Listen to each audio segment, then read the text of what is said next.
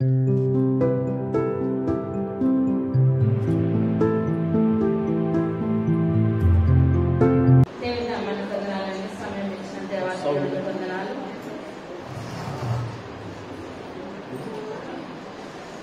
కార్యాలు 12వ అధ్యాయము మొట్టమొదటి వచనం. దాదాపు అదే కాలం నందు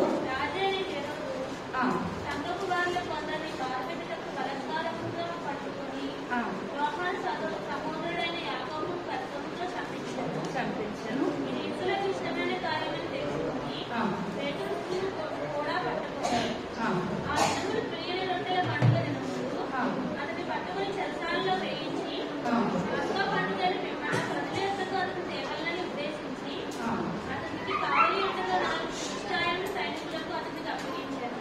చిన్న ప్రార్థన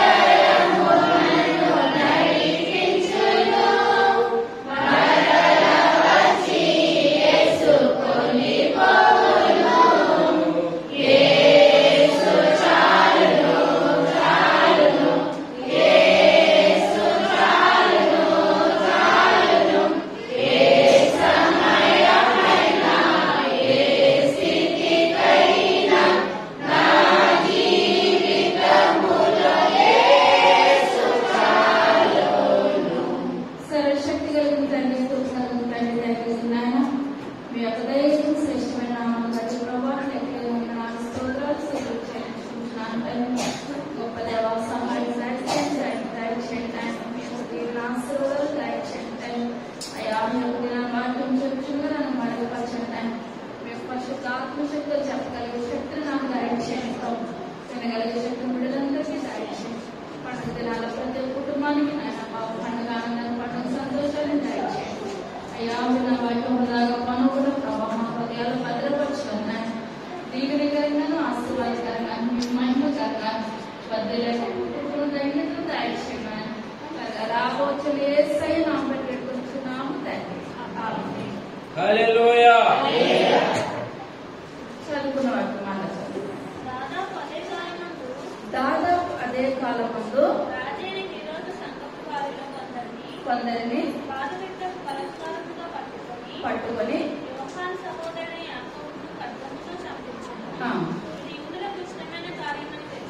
తెలుసుకొని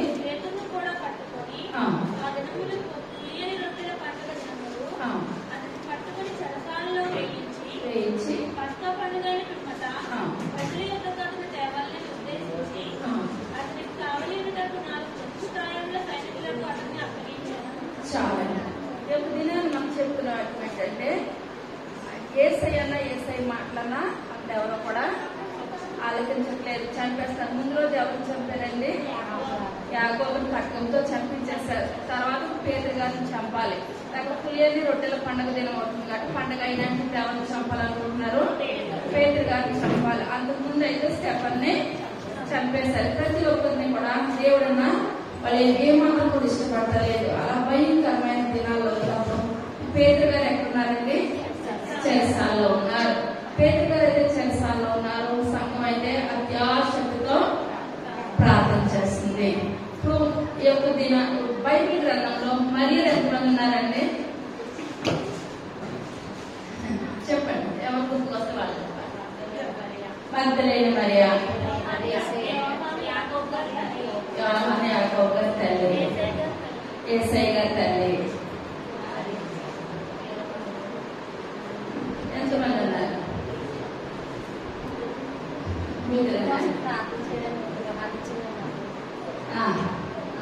మరియా ఇంకా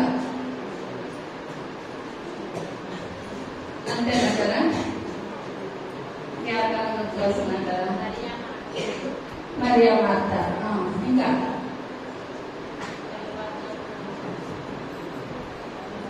మనం లైవ్ గా వచ్చేద్దాం. ఫస్ట్ ఎవరండి? యేసుక్రీస్తు తల్లి అయిన మరియా ఫస్ట్ నెంబర్. రెండవదిగా మగ్దలేనే మరియా. ఇద్దరు వచ్చారా? మూడవదిగా బేతనియా మరియా. చెప్పారు కదా, మరియా మాత యొక్క సహోదరి. ఎంతమంది వచ్చారండి? ముగ్గురు వచ్చారు.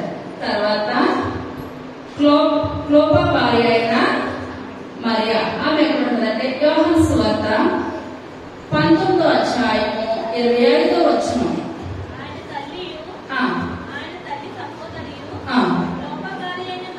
మరియా చాలా మరి ఎలా ఉందండి? యేసు సిలువ యొద్ద నిలబడింది. ఎంతమంది మరియలు అయ్యారు? 4 మరి అయ్యారు. తర్వాత యాకోబు యేసే అని వారు మరియా. మత్తయి సువార్త 27వ అధ్యాయము 56వ వచనం.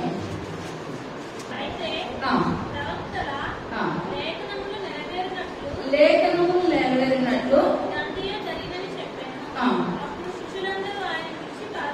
పారిపోయింది.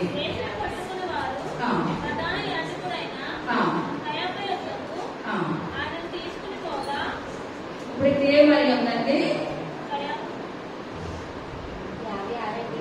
56 మగ్దలేనే మరియు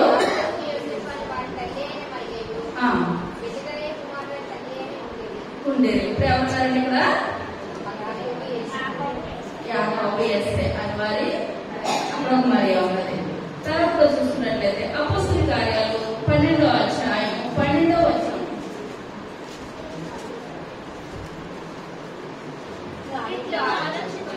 వీటిలో ఆలోచించుకొని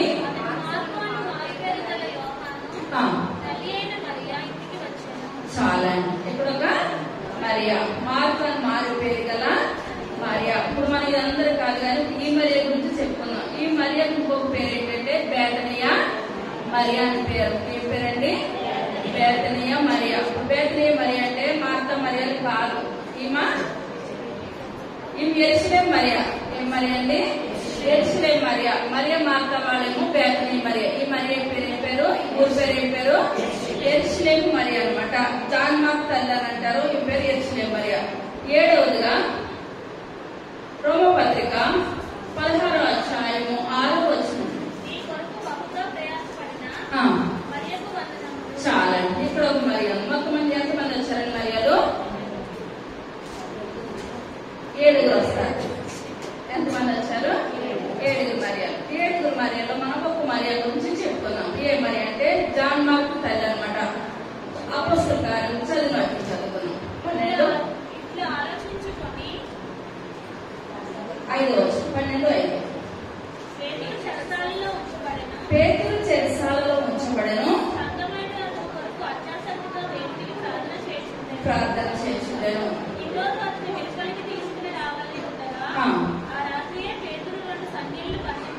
బంధింపబడి కావలి వారు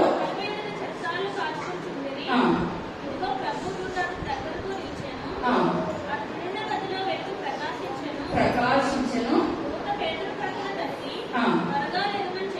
చెప్పి ఊడిపోయాను.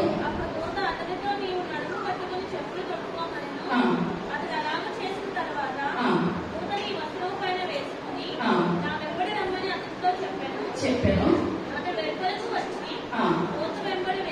వెళ్ళి గ్రహింపగా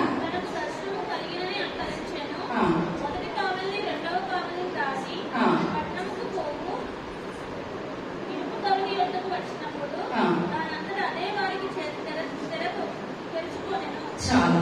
ఇక్కడ మనం చూసుకున్నట్లయితే ముందు రోజు ఎవరు చనిపోయారండి? యాకోబు చనిపోయారు. ముందు రోజు యాకోబు చనిపోయారు. రెండో రోజు ఏం చనిపోవడానికి సిద్ధంగా ఉన్నారు. సిద్ధంగా ఉన్నప్పుడు ఎవరికైనా గాఢంగా పడుతున్నటారా? కానీ దీనికి ఏంటంటే ఈయన దేవుడు దర్శనం ఇచ్చాడు. ఎందువల్లంటే ఈయన చేయవలసిన పరిచర్య చాలా ఉన్నది కనుక ఎవరు కూడా ఈయన్ని ఏమి చేయలేదు స్థితికి ఎటువంటి నిద్ర పట్టిందంటే గాఢ నిద్ర పట్టింది. అక్కడ చతుష్టం 16 మంది అనమాట. 16 మంది సైనికులు పేతురు గారు చుట్టూరు ఉన్నారు. ఆయన చుట్టూరు ఉంటుండగా ఆయన అంత గాఢ నిద్రపోతున్నారు.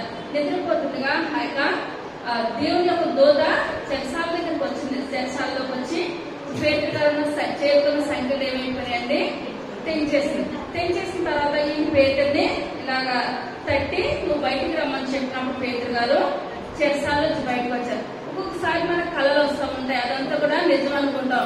ఎవరైనా మనకు లేపినా తెల్లవారుకున్నా అయ్యో మంచి కళ అనుకోండి, నిజంగా జరిగితే మంచిగా ఉన్నాయి అనుకుంటాం. ఏదైనా రాకుండా కళ కానీ మనకు వచ్చిందంటే ప్రమాదమైన కళ వచ్చిందంటే అమ్మో భయం అనిపించి మనకి ప్రభా యొక్క ఆపద నుంచి మనల్ని తప్పించి ప్రభాని మనం ప్రార్థన చేసుకుంటాం. ఇక్కడ చూసినట్లయితే అంతా జరుగుతుంది లేదు, అంతా కూడా ఈయన ఏమనుకుంటున్నారంటే కళ వచ్చింది లేదా దర్శనం వచ్చిందని అనుకుంటున్నారు.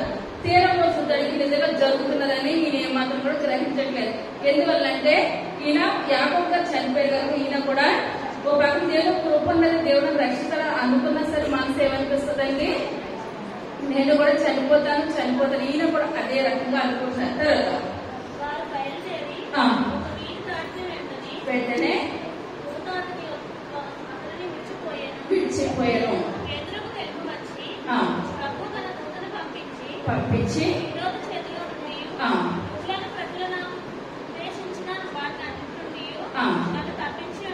తప్పించినాడని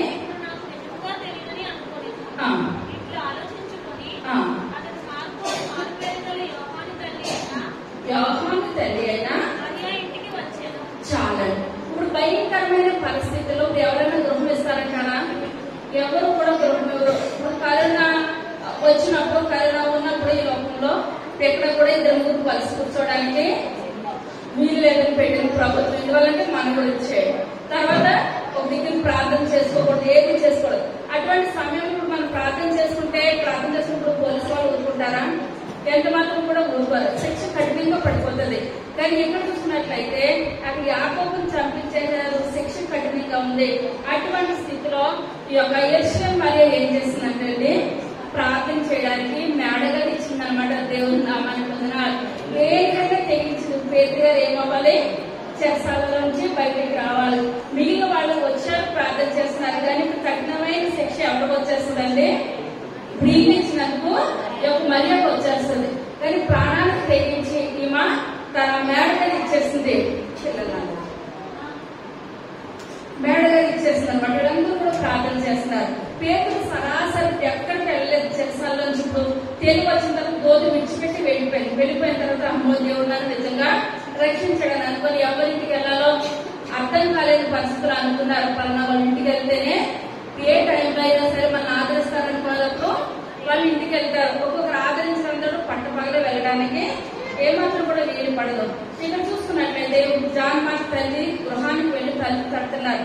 తలుపు తడుతున్న సమయంలో అప్పుడు ఆ గదిలో అందరూ కూడా ప్రార్థన చేస్తున్నారు. ప్రార్థన చేస్తున్న పేరు పిలుస్తుంటే అక్కడ రోజు ఒక చిన్న కుమార్తె ఆలకించి వాళ్ళందరితో చెప్తుంది, అమ్మ పేదరు గారు వచ్చారు, తలుపు తీయండి అని అంటే వాళ్ళు ప్రార్థన చేస్తున్నారు. కానీ పిచ్చిదానా ఆయన ఎందుకు వస్తారు, ముందు రోజు యాకోబు గారు చనిపోయారు కదా, ఈ రోజు కూడా రేపు వెళ్ళాలంటే ఈయన చంపేస్తారని అనుకుంటున్నారు కానీ ప్రార్థన చేస్తున్నారు. మళ్ళీ కుమార్తె అంటుంది, అమ్మ ఒకసారి ఆలకించండి, పేదరు గారు బయట తలుపులు కొడుతున్నారు, మీరు ఏం చేయాలి, తలుపు తీయాలని చెప్పినప్పుడు వీళ్ళు ఏం చేస్తారంటే తలుపు తీసారు. పేదరు గారు స్వరం గుర్తుపడి లోపలికి వచ్చింది ఎవరండి, పేదరు గారు అనుకుంటూ చాలా సంతోషించారు. పేదరు గారు అంటున్నారు, అసలు మీరు ఎలాగొచ్చారు, ఇది అంతా ఎలా జరిగిందంటే దేవుడి యొక్క దూత వచ్చి నన్ను ఏం చేసింది, బయటకు విడుదల చేసింది కనుక నేను ఏం చేస్తాను, బయటకు వచ్చాను అని అనేసి పేదరు గారు వీళ్ళందరూ కూడా చెప్తున్నారు.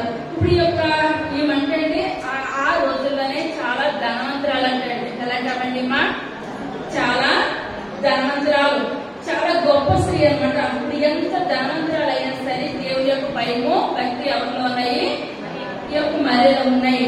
ఈమెకి ఒకే ఒక కుమారుడు అనమాట. ఆ కుమారుడు పేరు ఏం పేరు, యోహాన్ అనమాట. అప్పుడు యోహాన్ ఒక కుమారుడు. ఈ యొక్క కుమారుడిని ఏం చేస్తుందంటే ఆ యొక్క సేవకు అర్పించేస్తుందండి. ఏం చేసింది ఒక తల్లి, సేవకు అర్పించింది. ఇప్పుడు ప్రార్థన, ప్రతి విషయంలోనూ ప్రార్థన ప్రార్థన ప్రార్థన ధనం అహంకారము ఎంత మాత్రము కూడా ఈ యొక్క మహిమ ఎంత మాత్రం కూడా లేదు. ఇప్పుడు తల్లిలో లేకపోతే కుమారుడు ఏముండాలి, డబ్బులు బట్టి కొంతమంది గర్విస్తారు అనమాట. కానీ ఒక కుమారుడు గర్వం కూడా ఏమాత్రం కూడా లేదు. ఈ కుమారుడు ఏం చేస్తుందంటే ఆ యొక్క సేవకి అర్పించేస్తుంది. నువ్వేం చేస్తావంటే పౌలు గారు వెనకాలకు వెళ్ళి ఏం చేయాలి, పరిచర్య చేయాలి.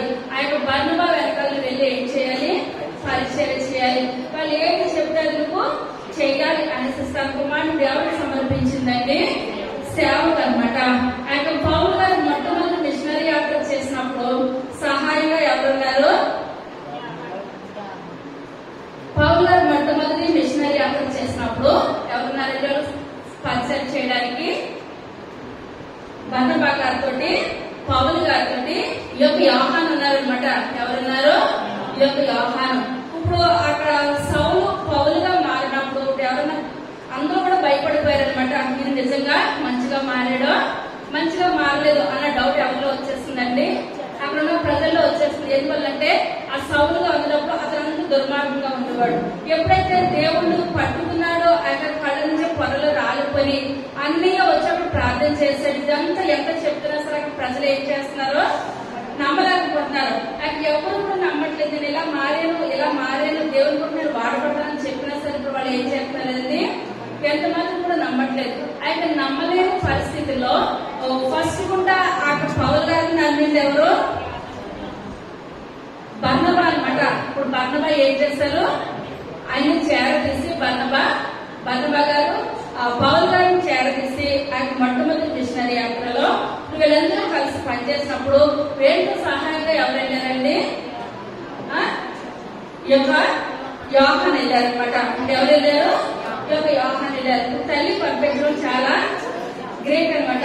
ఏంటంటే అంత ఉన్నతమైన స్త్రీ పిల్లలు అలా ఎక్కువైపోతున్నారు.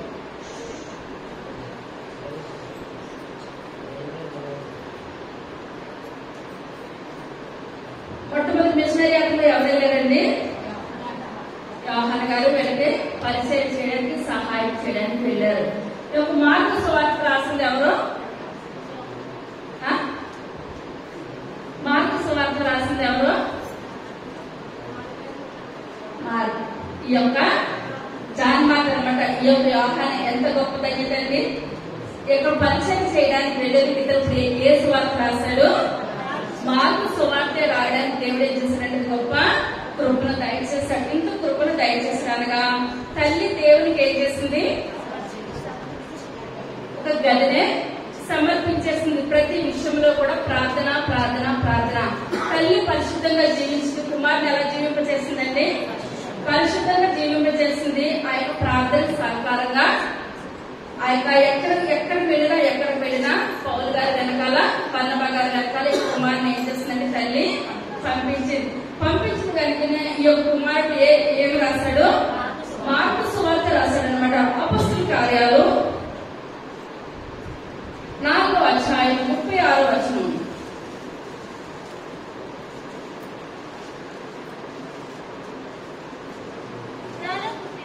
కుప్రాలో పుట్టిన లేవీయుడైన యోసేపు అని ఒకడుండెను. ఇతనికి అపోస్తలుని హెచ్చరిక పుత్రుడు.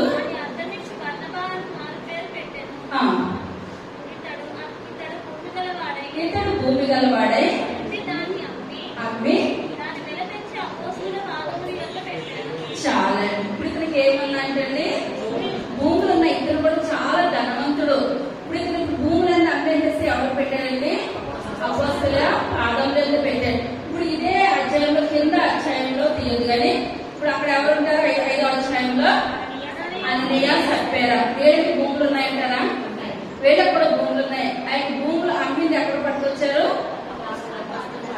పాదాలు మొత్తం పట్టుకొచ్చారా, మొత్తం పట్టుకోలేదు. ఎందువల్లంటే మిమ్మల్ని మొత్తం పట్టుకొచ్చామని చెప్తున్నారు. అంతవరకు మనం ఎంత తెస్తే అంతే మనము చెప్పుకోవాలి. సగం ఇంటి దగ్గర దాచిపెట్టేసి మేము పొలాలన్నీ మేము ఎక్కడ పట్టుకొచ్చేసాము, అపోస్తలుల పాదాల దగ్గర పట్టుకొచ్చేసామని చెప్తున్నారు అనమాట. కానీ ఇక్కడ అలా కాదు. ఈయన అక్కడ లేవీయుడు అనమాట. ఇతను బర్నబా ముందు పేరు ఏం పేరండి, లేవీయుడకు యోసేపు ఒకడు ఉండెను. ఇప్పుడు ఇక్కడ ఇతని పేరు ఏంటండి? యోసేపు. ఇతను బర్నబా కింద మారారు అనమాట. ఈ యొక్క బర్నబాకు భూములు ఉన్నది. అప్పుడు ఆ భూములన్నీ కూడా అమ్మి ఎవరి దగ్గర పెట్టారు? అపోస్తలుల పాదం మీద పెట్టారు. ఇప్పుడు బేతనియ మరియ, యెరూషలేము మరియ ఈ ఉన్నతమైన స్త్రీ అని అంటారా? ధనవంతురాలేనా? ధనవంతురాలే. ఇప్పుడు ఈయన బర్నబా గారు, ఈయన ధనవంతుడే. ఇప్పుడు చరిత్రకారులు లెక్క కంటే ఇప్పుడు వీళ్ళిద్దరు కూడా అన్నా చెల్లెలు అంటే ఏమవుతారు? అన్న చెల్లెలు. ఇప్పుడు చెల్లెలు కూడా దేవుని వరకు వాడబడుతుంది. స్థలవేసింది. కుమారుడు కూడా పరిచర్యకు పంపింది. ఇప్పుడు అన్ని కూడా ఎలా ఉన్నారండి? భూములన్నీ అమ్మేసేసి అపోస్తలుల పాదాల దగ్గర పెట్టేసేసారు. ఇప్పుడు బర్నబా గారికి ఇప్పుడు ఇప్పుడు ఈయన ఏమవుతాడు? మేనల్లుడు అవుతాడు. దేవుని నామానికి వందనాలు. ఈ యొక్క జాన్ మార్క్ ఏమవుతాడండి? మేనల్లుడు అవుతాడు. ఇప్పుడు మేనల్లుడు వెనకాల ఎవరు పంపిస్తున్నారు? బర్నబా గారు వెనకాల, తల్లిప్పుడు మేనమామ వెనకాల, పాలు గారు వెనకాల వెళ్ళి నువ్వేం చేయాలి? పరిచర్య చేయాలి. పరిచర్య చేయాలని చెప్పినప్పుడు ఇప్పుడు ఆ కుమారుడు అక్కడ ఏం చేస్తున్నాడు? 12 అపోస్తలుల కార్యాలు.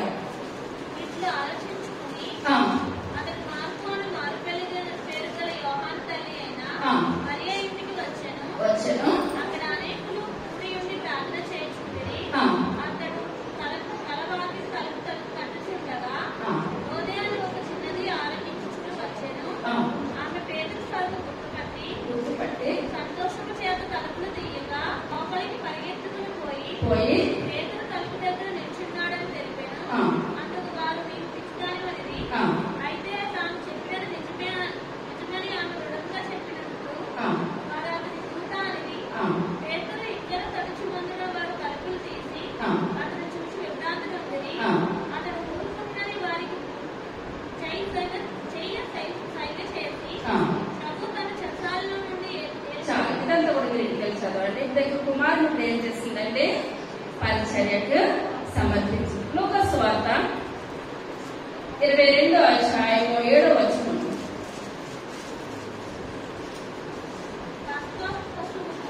పస్కా పశువును వధింపవలసిన పులియని రొట్టెల దినము రాగా యేసు పేతురును యోహానును చూచి మీరు వెళ్ళి మనం పూజించుటకే పస్కాను మన కొరకు సిద్ధపరచమని వారిని పంపెను. వారు మేమెక్కడ సిద్ధపరచబోతున్నామని ఆయన అడగగా ఆయన ఇదిగో మీరు పట్టణంలో ప్రవేశించినప్పుడు నీళ్ళకుండా పోసుకుని పోవచ్చున్న ఎవడు మీకు ఎదురుగా వచ్చును. అతను ప్రవేశించి ఇంటిలోనికి అతని వెంట వెళ్ళి నేను నా శిష్యులతో కూడా పస్కాను పూజించుటకు పిడిగది ఎక్కడని బోధకుడు నిన్ను అడుగుమన్నాడని ఇంటి యజమానితో చెప్పి చాలా ఇక్కడ మనం చూసుకున్నట్లయితే దేవుడికి చేరువగా పస్కాను ఆచరించాలి. రాత్రి మనం చెప్పారు కదా, నక్కలకు బరియలను ఆకాశ పక్షుల గుళ్ళు ఉన్నాయి కానీ మనిషి కుమారుడు స్థలవాళ్ళు చూడడానికి ఎక్కడ కూడా స్థలం లేదు. ఇప్పుడు స్థలం లేదని చెప్పబడినప్పుడు ఇక్కడ పస్కాను ఆచరించాలి. యేసయ్య శిష్యులతో యేసయ్య అంటారు మనం పస్కాను ఆచరించాలి, మనం గడ్డి సిద్ధపరచాలి అని చెప్పినప్పుడు ఆ శిష్యులు అంటారు యేసయ్య ప్రభా మనకు గడ్డంటూ కూడా మనకి ఏది లేదు కదా, మరి మనం పస్కాని ఎక్కడ ఆచరించాలి అని ఆయన శిష్యులు అడిగినప్పుడు దేవాదేవుడు మాట్లాడుతున్నారు మీరు తిన్నగా వెళ్ళండి. తిన్నగా వెళ్ళినప్పుడు ఒక అతను ఏం చేస్తాడు? నీళ్లు కుండ పట్టుకొని ఆ నీళ్లతోటి రోడ్డు మీద వెళ్ళిపోతూ ఉంటాడు. వెళ్ళిపోతూ ఉన్నప్పుడు అతని వెనకాల వెళ్తూ ఉన్నాడు. వెళ్తూ ఉన్నప్పుడు అతను ఒక గృహం వచ్చిన తర్వాత గృహం దగ్గర నీళ్లు పట్టుకొని లోనికి వెళ్ళిపోతాడు. అవి వెళ్ళిపోతున్న సమయంలో మీరు వాళ్ళని అడిగండి ఏమని? యేసయ్యకి పస్కాని సిద్ధపరచాలి, ఆచరించాలి. అది ఎక్కడ ఆచరించాలి అన్న ఒక మాట అంటే చాలు. ఇప్పుడు అతను ఏమంటాడు? మా ఇంట్లోనే పైన మేము సిద్ధపరిచేస్తాము, మీరందరూ కలిసి రండి అని చెప్తారు. అది ఎంత గొప్ప ధన్యత అండి! అది చాలా ధన్యత అనమాట. శ్రేణులకి శిష్యులుగా ఆశ్చర్యం అయిపోతుంది. ఇప్పుడు మీరు రండి మేము సిద్ధపరుస్తామంటే అదో విధంగా ఉంటుంది. కానీ వీళ్ళు ముందుగానే ఏం చేస్తారండి? సిద్ధపరిచేస్తారు. ఆ సిద్ధపరిచిన విషయం శిష్యులు కూడా ఏమాత్రం కూడా తెలియదు. అప్పుడు ఒక కుండ పట్టుకొని ఒక అతను నీళ్లు పట్టుకొని వెళ్ళిపోతూ ఉన్నాడు. వెళ్ళిపోతుండగా లోనికి వెళ్తున్నాడు. లోనికి వెళ్తున్న ఆ యొక్క మనుషులతో శిష్యులు అంటున్నారు అయ్యా యేసయ్యకి పస్కాను ఆచరించాలి, ఎక్కడ ఆచరించాలని చెప్పినప్పుడు ఈ యొక్క ఆ కుండ పట్టుకున్న అతను అంటున్నాడు అయ్యా మేము ప్రతిదీ కూడా సిద్ధపరచాము, మీరందరూ కూడా వచ్చి మీరు ఏం చేయాలి? పస్కాను ఆచరించాలని చెప్పారు. తర్వాత గొప్ప మేడగది. మేడగది ఎవరిదండి? మేడగది ఎవరిది? యెరూషలేము మరియదే. ఈ యొక్క మేడగది చరిత్రకాలం చెప్పేది ఏంటంటే ఈ యొక్క మేడగది ఫస్ట్ కూడా పేతురు గారు అందరూ పేతురు వచ్చేటప్పుడు ఎక్కడికి వచ్చారు? మేడగదిలోకి వచ్చారు. ఈ యొక్క గది ఎవరిది? యెరూషలేము మరియది అనమాట. ఈ యొక్క కుమారుడు తల్లి దేవుని పరిచర్యలో బహుగా వాడబడుతున్నారు. ముందుగానే ఈ యొక్క మరియకి ఏం తెలుసు? యేసయ్య వచ్చి అక్కడ పస్కాను ఆచరిస్తారని ముందుగా తెలుసు కనుక ఇప్పుడు ఆ గదంలో ఇప్పుడు ఆమె ఏం చేసిందండి? సిద్ధపరిచింది, సిద్ధపాటు చేసింది. ఇప్పుడు యేసయ్య రావాలి, అక్కడ పస్కాని ఆచరించాలి. ఇప్పుడు అక్కడ అతను అంటున్నాడు అంతా కూడా రెడీగానే ఉంది, మీరు వెళ్ళి ఇప్పుడు ఏం చేయాలి? మీరందరూ వచ్చి పస్కాని ఆచరించండి. పైన ఏమున్నది? మేడగది ఉన్నది. ప్రతి సామాగ్రి కూడా వాళ్ళే అక్కడ సిద్ధపరిచారు. తర్వాత వారు వెళ్ళి పస్కాను సిద్ధపరిచి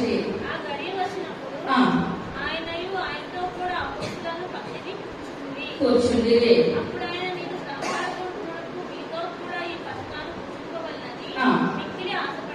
ఆశపడితే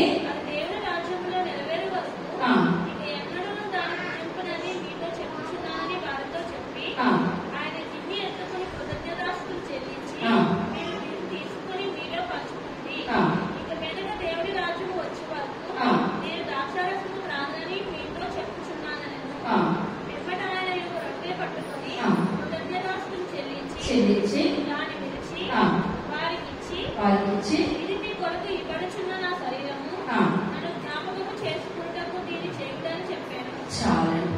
అక్కడ ఆయన శరీరాన్ని రక్తాన్ని ఏం చేస్తున్నారంటే యేసయ్య శిష్యులకు ఇస్తున్నాడు. ఇది నేను మళ్ళీ ఎన్నడూ కూడా నేను ముట్టుకోను, ఇదే చివరిసారి.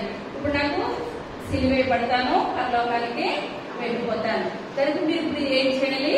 ప్రతి నెల కూడా నాకు సిలువను మీరు జ్ఞాపకం చేసుకోవాలి. మీరు ప్రతి ఒక్కరు కూడా నా యొక్క శరీరం అని, నా యొక్క రక్తం అని మనం చెప్పుకున్నాం కదా. అవివేకంతో మనం ఏది కూడా తీసుకోకూడదు. నిజమైన దేవుని యొక్క శరీరమైన రక్తం అని మనం ఏం చేయాలి? గ్రహించి తీసుకున్నట్లయితే మన జీవితాలు దీవెనకరంగా ఉంటాయి, ఆశీర్వాదకరంగా ఉంటాయి. మనలో బలహీనతగా నీరసం కానీ అటువంటిది ఎంత మాత్రం కూడా ఉండడానికి ఇది లేదు. ఇప్పుడు మనం చెప్పుకున్నది ఈ గృహం ఎవరిదండి? యెరూషలేము మరియా. మరియా ఇప్పుడు దేవుని కొరకు ఎలా వాడబడుతుందండి? బహు బలముగా వాడబడుతుంది. తను వాడబడుతుంది, తన కుమారుడు కూడా వాడబడుతున్నాడు. మార్కు సువార్త 14వ అధ్యాయము 43వ వచనం. మాట్లాడుచుండగా ఇస్కరియోతు యోధా వచ్చెను.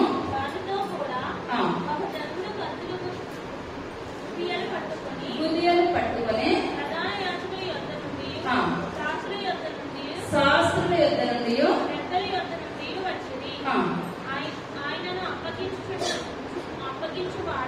ఆయనను అప్పగించువాడు నేనెవరని ముద్దు పెట్టుకుంటున్నో ఆయనే యేసు.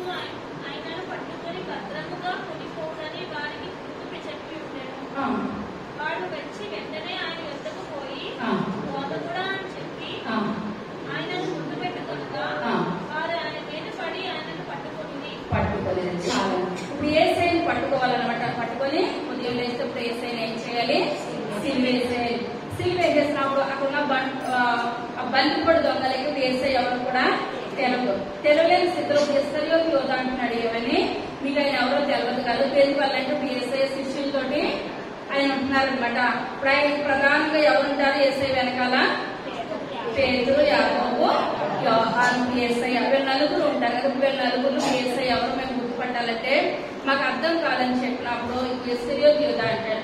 నేను దగ్గరికి వెళ్ళి నేను ఎవరినైతే ముందు పెట్టుకుంటానో ఆయనే యేసయ్య. ఆయన మీరు పట్టుకోండి అని అనేసి ప్రేమతో ఏం చేస్తాడండి? యేసయ్యని సిలువకి అప్పగించేస్తున్నాడు అనమాట. కక్షతో కాదు, డైరెక్ట్ గా వచ్చి నువ్వు ఇతనే యేసయ్య అని చెప్పట్లేదు. ఇప్పుడు నటిస్తున్నాడు అనమాట. ఏమని నటిస్తున్నాడు? ముద్దు పెట్టుకున్నాడు, ప్రేమతో నటిస్తున్నాడు. అప్పుడు యేసయ్య అంటున్నారు, నన్ను ముద్దు పెట్టుకున్నాను అప్పగించడానికి సిద్ధంగా ఉన్నావా అని మాట్లాడతారు. తర్వాత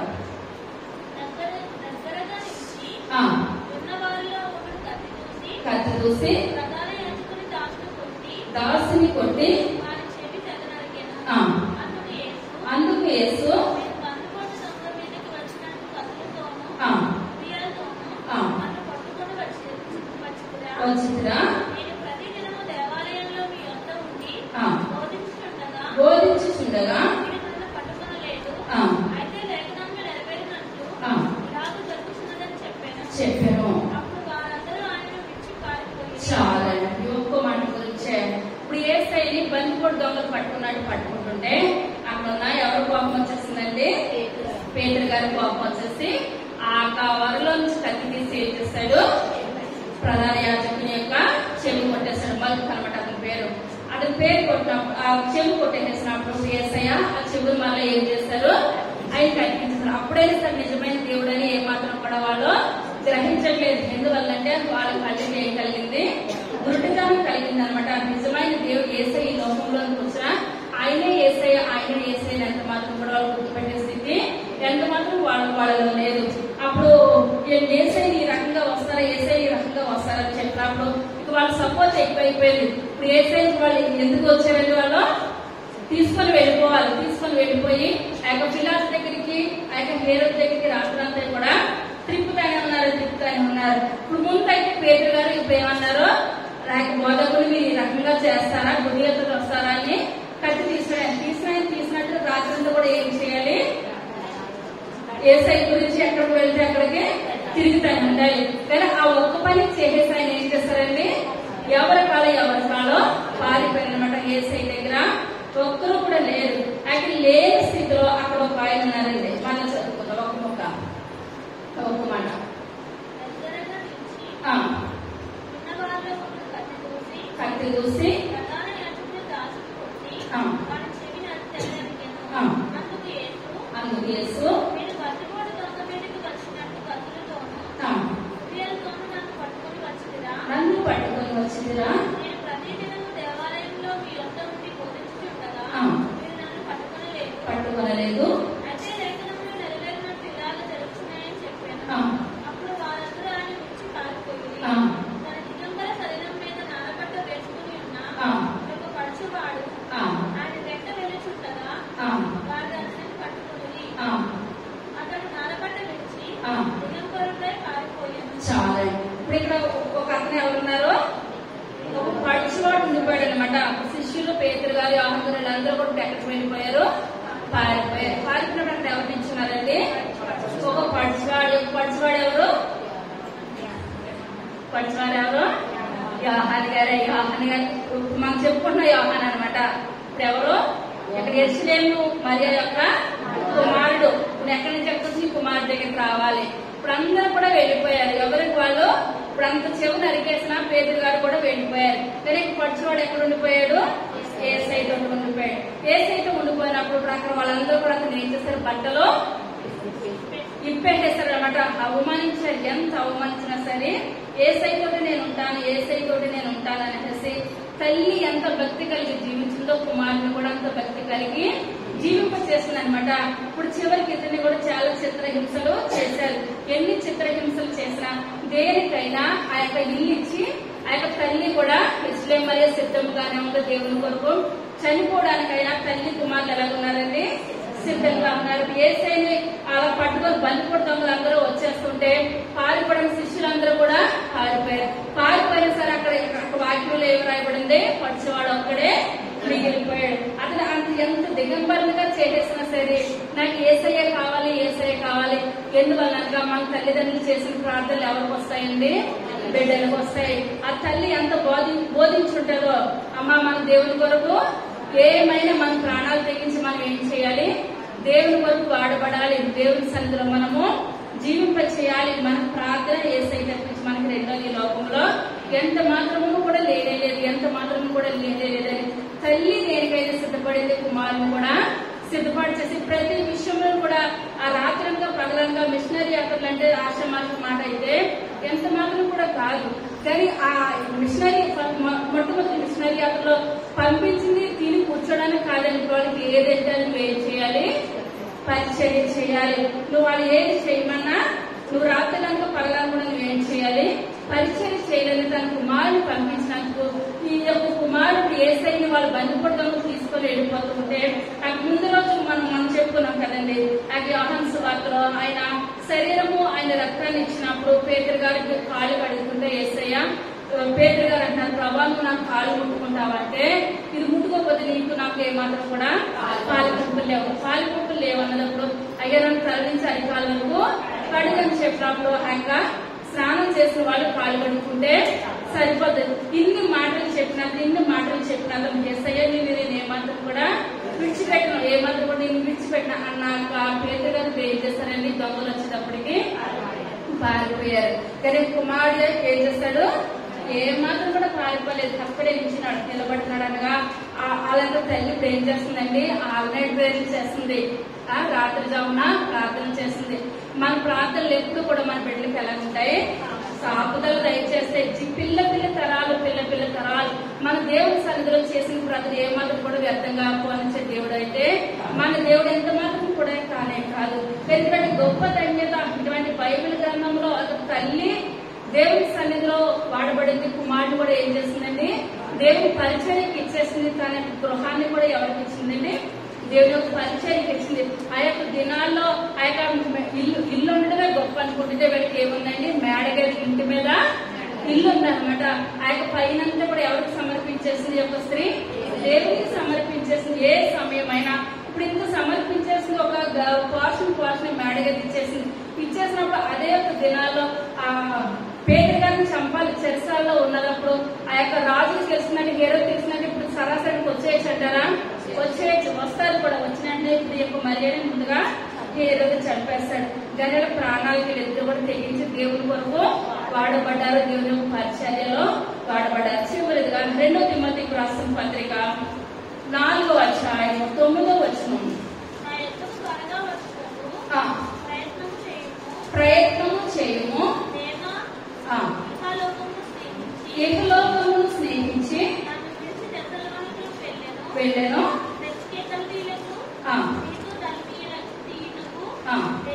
వెళ్ళిరి లోకం మాత్రమే నా యొద్దనున్నారు,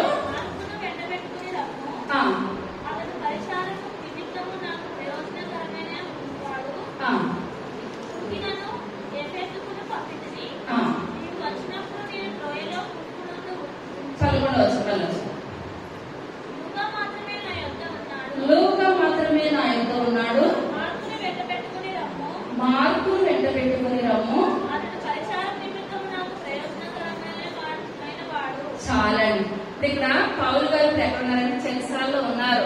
పౌలు గారు చెరసాల్లో ఉండి అతను వృద్ధాప్యం అయిపోయాడు అనమాట, వయసు అయిపోయింది.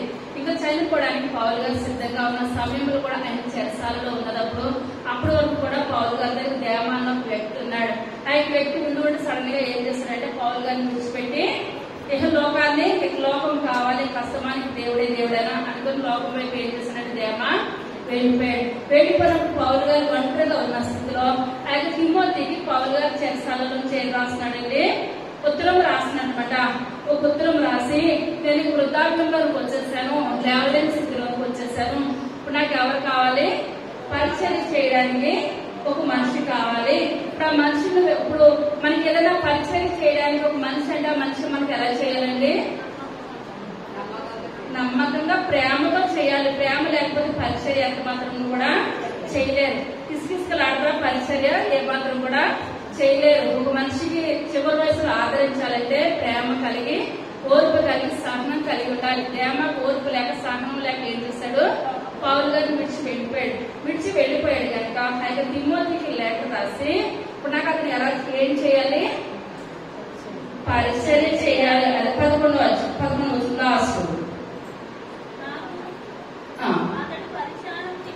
పరిచారం నిమిత్తము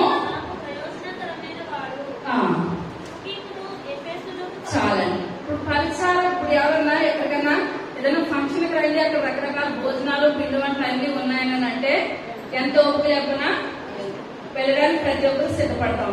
అదే ఇప్పుడు ఎవరైనా ఒంట్లో బాగాలేదంటే మంచం మీద ఉన్నారంటే వాళ్ళకి నువ్వు ఏం చేయాలి, వెళ్ళి ఒక 4 రోజులు సహాయంగా ఉంటావా అంటే ముందు నాకే ఒంట్లో బాగాలేదు, నేనే కూర్చొని లేకపోయినా ఉన్నాను, వాళ్ళకే నేనేం చేయాలి. ఎందువల్లంటే మన శరీరం ఏం చేస్తుందో నేను చేయలేనేమో కదా అని భయం అనిపిస్తుంది.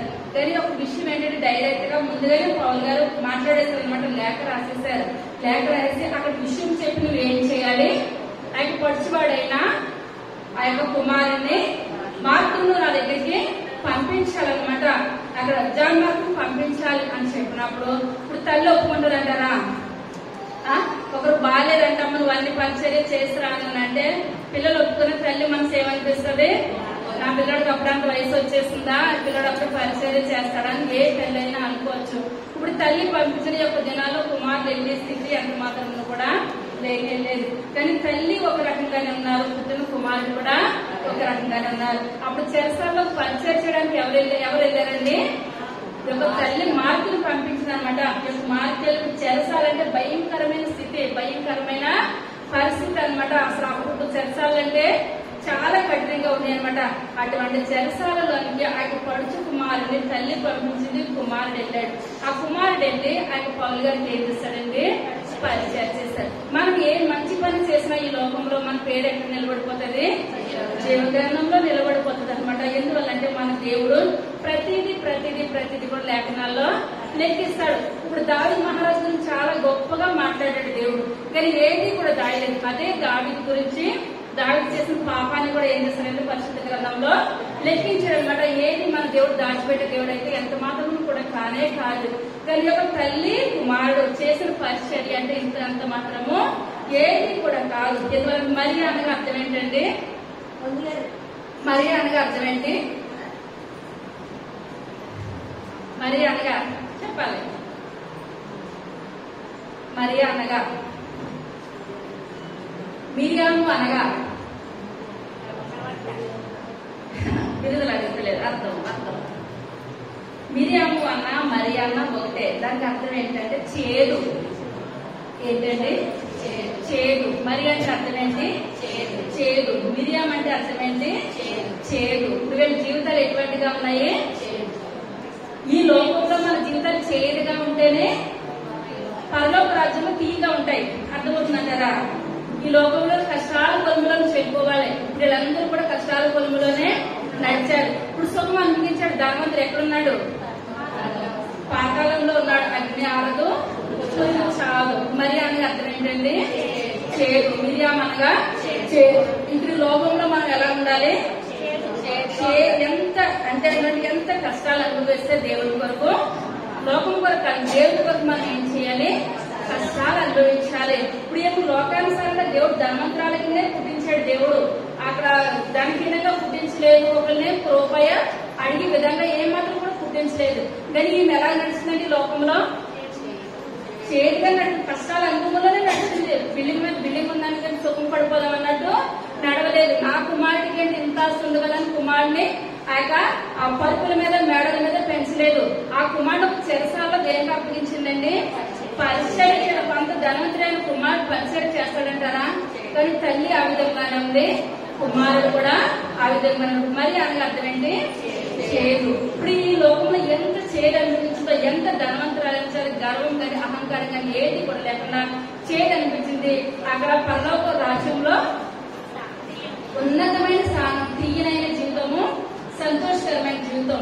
ఈ లోకం 60 సంవత్సరాలు లేకపోతే 70 సంవత్సరాలు, అది కూడా ఆయాసమే, దుఃఖమే. మనం ఈ లోకం కొరకు కాదు, పరలోక పట్టణం కొరకు, పరలోక రాజ్యం కొరకు ఎత్తబడినట్లయితే మన జీవితాలు ఆశీర్వదించబడతాయి, మన బ్రతుకులు అర్థమైందంటారని పేదనే మరియా, తెరిచే మరియా దేవుడి కొరకు ఎంతగానో పాడుపడింది. మనము కూడా వస్తున్నాము వెళ్తున్నాం అన్నట్టు కాదు, కానీ దేవుడి కొరకు మనం ఏం చేయాలి? పాడుపడాలి. ఏదైనా ఇప్పుడు ఇంత ప్రాణాలు చేయించడానికి గృహాన్ని ఇచ్చింది, తన దేవుని సన్నిధిలో జీవించింది. ఆ పేదరి గారు అక్కడికి వచ్చారు. ఏసైకి సిల్వేశ్వరు అందరూ వెళ్ళిపోయారు. ఎవరు మిగిలిపోయారండి? పడుచుకుమారుడు ఒక్కడే మిగిలిపోయాడు. మన జీవితాలు, మన కుటుంబాలు కూడా దేవుడి కొరకు మనం ఏం చేయాలి? వాడబడినట్లయితే దేవుడు మన జీవితాలు, మన కుటుంబాలు, మన సంఘాన్ని ఆశీర్వదిస్తారు. అందరూ పైకి వేసించున్నాం. చిన్న ప్రార్థన చేస్తున్నాం.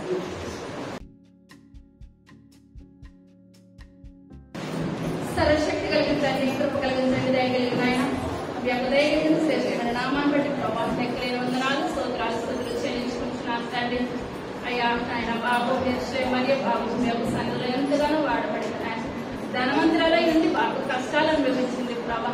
అయ్యా తన కుమారుడు ఆయన కష్టాలు దాంట్లో ఆయన నడిపింపు చేసిన ఆయన అందరిని బట్టి మీకు వందనాలు చెల్లించుకుంటున్నాను తండ్రి. అయ్యా వాళ్ళిద్దరూ ఆయన మీ యొక్క పరిచయం ఆయన బాగు వాడబడ్డారు. ఆయన పౌలు గారు వెనకాల, ఆయన తిమ్మోతి గారు వెనకాల, ఆయన కుమారుని ఆయన యొక్క పరిచయంలో పంపించిన విధానం బట్టి మీకు వందనాలు చెల్లించుకుంటానండి.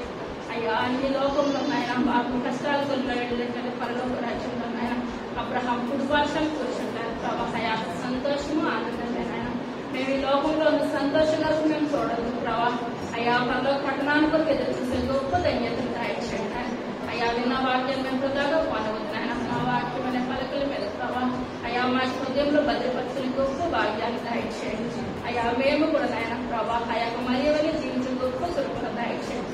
అయ్యా చేయదని కొద్ది ప్రభా కష్టాల కొలంలో మేము వెళ్ళగలిగిన కృపను దయచేయండి. దీవించండి నాయన, ఆస్వాదించండి. జరగబోతున్న కార్యక్రమంలో కూడా నాయన మీరే ఉండి మీరే మాట్లాడి మాకు అంత ప్రభావాలు పొందమని త్వరగా రాబోతున్న యేసు నామమున వేడుకొనుచున్నాము తండ్రి. ఆమేన్.